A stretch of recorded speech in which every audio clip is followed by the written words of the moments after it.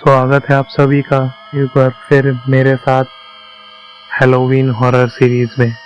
आज हम जिस मूवी के बारे में बात करने वाले हैं उस मूवी का नाम है द टेकिंग ऑफ डेवॉर लोगन। IMDb पे इसकी रेटिंग है 6.10 और यकीन मानिए ये एक बहुत ही बेहतरीन मूवी है।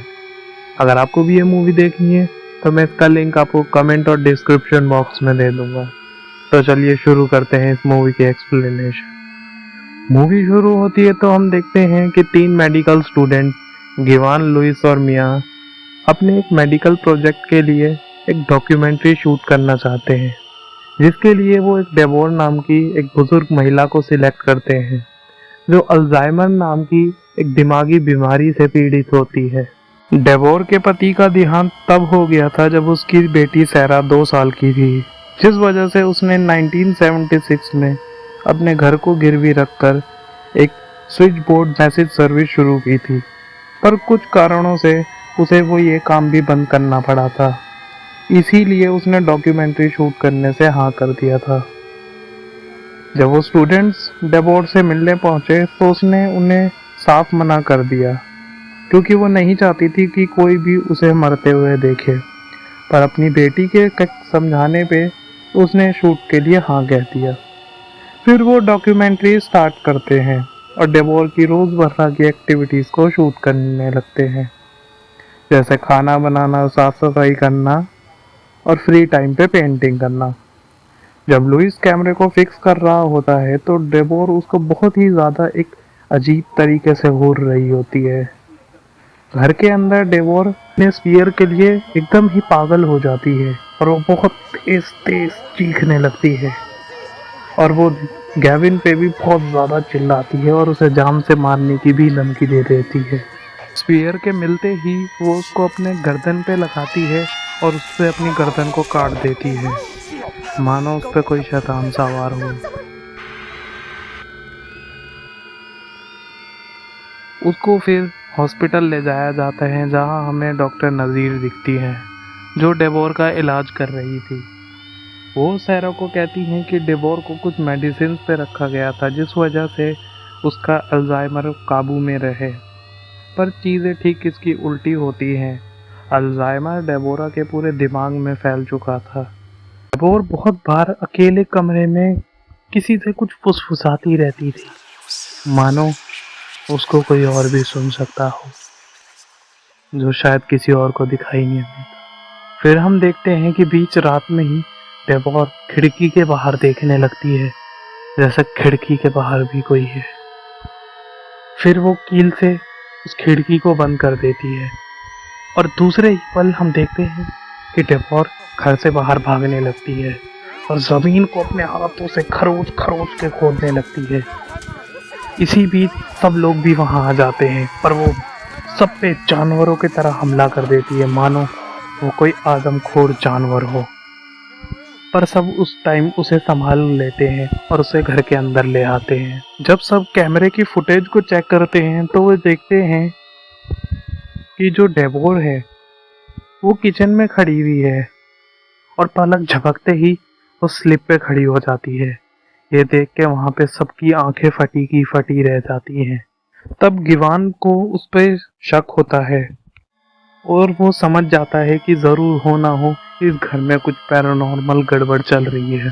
जब ये वीडियो डेबोर को दिखाई जाती है तो वो गुस्से से आग बबूला हो जाती है और जानवरों जैसे सब पे हमला कर देती है, जिस वजह से उसे हॉस्पिटल में कुछ दिनों तक रखा जाता है।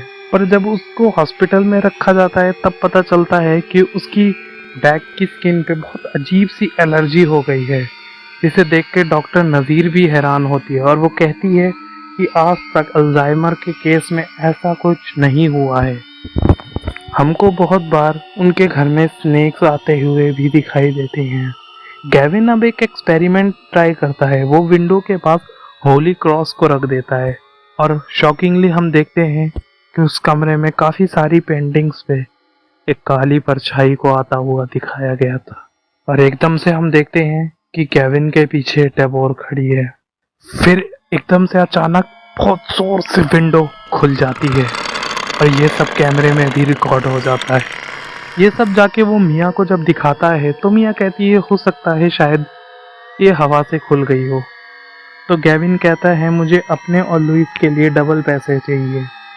तो मिया उसे हाँ कर देती है क्योंकि बिना टीम के डॉक्यूमेंट्री शूट करना पॉसिबल नहीं था। उसी रात हम देखते हैं कि कोई बहुत जोर जोर से कुछ खरोच रहा है जिसकी आवाज़ से सब बाहर आ जाते हैं और फिर हम देखते हैं कि जो डेवोर है वो न्यूड बैठी है अपने ही स्विच बोर्ड के पास और बार बार एक ही नंबर 377 डायल कर रही होती है और कुछ डेमोनिक आवाज़ में कह रही होती है। ये सब कैमरे में रिकॉर्ड हो रहा होता है। फिर हम देखते हैं अचानक वहाँ पे स्विच बोर्ड में आग लग जाती है। फिर हम देखते हैं कि डॉक्टर नज़ीर को बुलाया जाता है और वो कुछ सेडेटिव देके डेवोर को सुला देती है और एक सेडेटिव वो मिया को भी दे देती है कि कभी इमरजेंसी हो और सिचुएशन आउट ऑफ कंट्रोल हो जाए तो वो ये उसे दे दे। जब गिवान और लुइस डेवोर की आवाज़ को एम्पलीफाई और एडिट करके सुनते हैं तो वो फ्रेंच में कुछ स्नेक्स और ह्यूमन सेक्रीफाइसेस की बात कर रही थी। फिर उसके बाद वो 3379 के बारे में जब पता लगाते हैं तो उनको पता चलता है ये नंबर उनके क्लाइंट ऑन्ड्रे डे का था जो एक लोकल फिजिशियन था। जब उनके बारे में सर्च करते हैं तो उनको पता चलता है कि ऑन्ड्रे को एक बीमारी थी जिसकी वजह से वो एक डीमन से मदद लेने की कोशिश कर रहा था और एक मैनोकॉन रिचुअल, उस रिचुअल में उसे 5 ऐसी लड़कियों की बलि देनी थी जिनका मेंस्ट्रुअल साइकिल पहली बार आया हो और वही ब्लड वो डीमन को ऑफर करने वाला था। 4 लड़कियों की वो बलि दे चुका था पर 5वीं की वो नहीं दे पाया था। कुछ लोगों का कहना था कि वो जिंदा है पर कुछ लोगों का कहना था वो मर चुका है।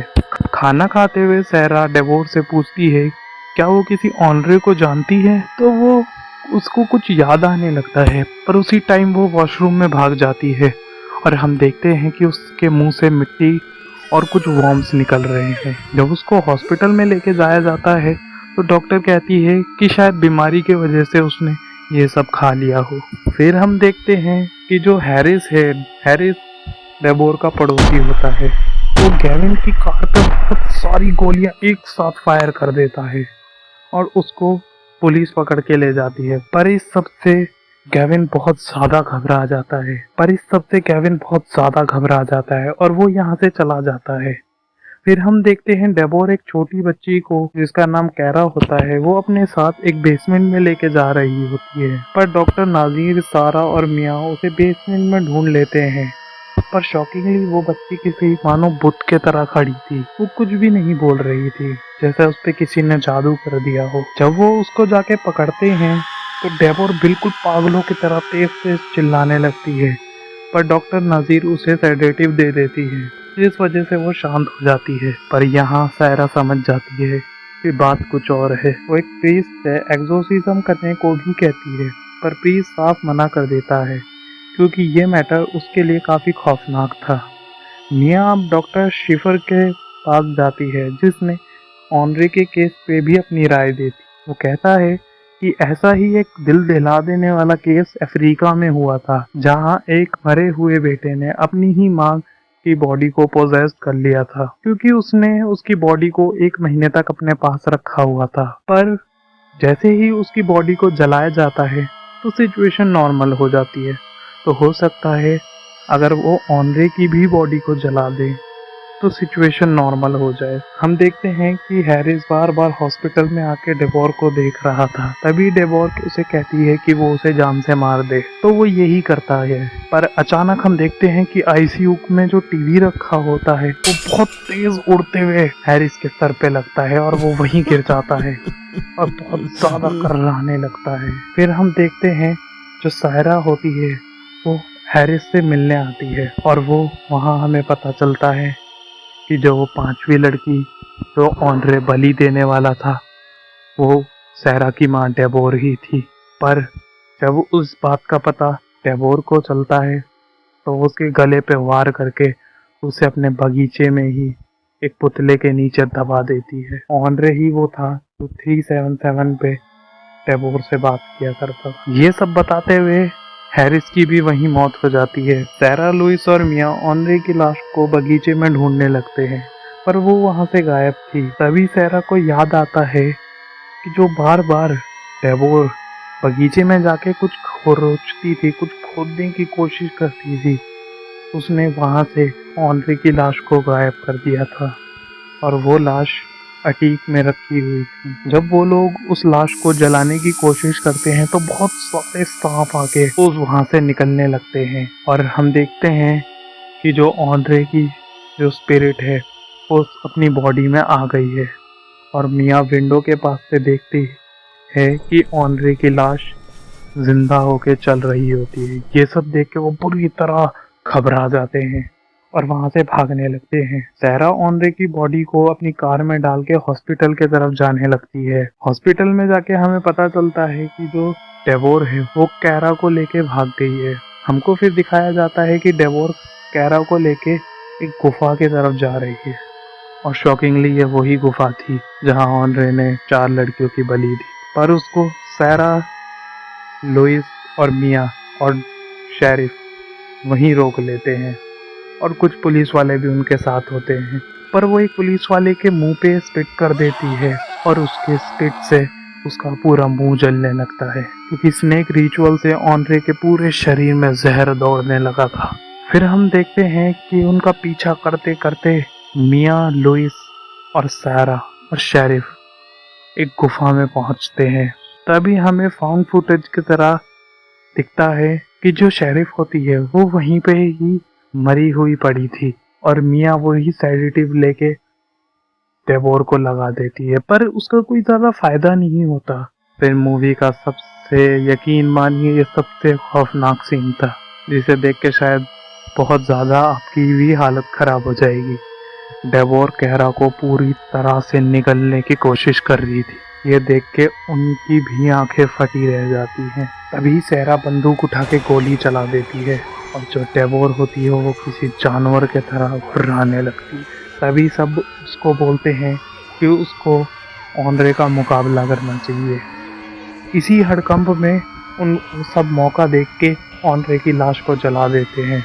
उसके लाश को जलाते ही वहाँ गुफा से बहुत तेज तेज आवाज आने लगती है, किसी के मानो कोई दर्द में चीख रहा हो। फिर सब कुछ शांत हो जाता है। फिर मूवी अगले दिन पे जाती है और हम देखते हैं कि डेवोर अब कुछ भी करने के हालत में नहीं थी। ना वो कुछ बोल पाती थी, ना ही कुछ कर पाती थी। कोर्ट में उस पे किडनैपिंग का केस चलता है, पर उसे दिमागी मरीज बता के वहां से छोड़ दिया जाता है।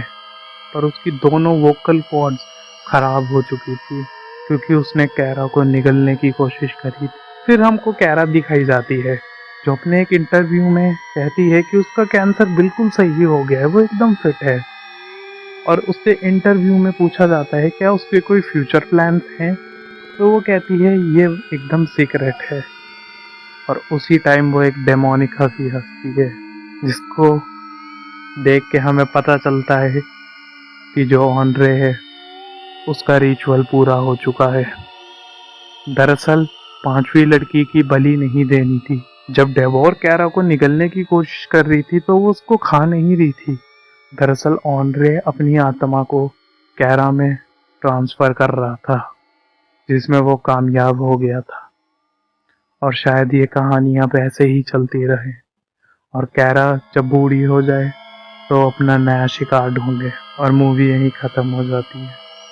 अगर आपको ये मेरी मूवी की एक्सप्लेनेशन पसंद आई हो तो लाइक करें, कमेंट करें। अगर ऐसे ही आप हॉरर कंटेंट्स देखना चाहते हैं, चैनल को सब्सक्राइब करके बेल आइकन ज़रूर दबाएं। Good night.